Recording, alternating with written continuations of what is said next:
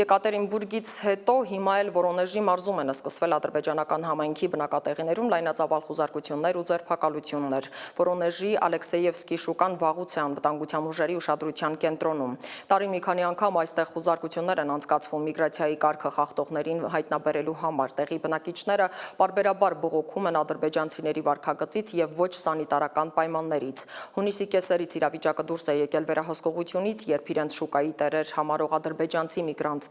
փորձել են դանակներով սպառնալ ռուս բեռնափոխադրողներին նրանց ավտոմեքենաները խլելու նպատակով։ Վարորդներին փրկել են տեղացիները ոստիկանության ուժեղացված ջոկատի օգնությամբ։ Գործին միջամտել է Ռուսաստանի ներքին գործերի նախարարությունը եւ Ռոսգվարդիայի ծառայողների աջակցությամբ իրականացրել անլեգալ 2025 օպերատիվ կանխարգելիչ գործողությունը։ Խուզարկվել է ավելի քան 450 մարդ, վարչական պատասխանատվության ենթարկվել 42 օտարերկրացի։ Գործողություններն այս պահին էլ շարունակվում են։ Հիշեցնեմ, օրեր առաջ Եկատերինբուրգում ադրբեջանական համայնքում շուրջկալի ընթացքում մահացել էր տարբեր տվյալներով 2-ից 6 ադրբեջանցի, 50-ը ձերբակալվել էին։ Այս ֆոնին Ադրբեջանը դիվանագիտական խողովակներով դիմակայության մեջ է մտել Ռուսաստանի հետ։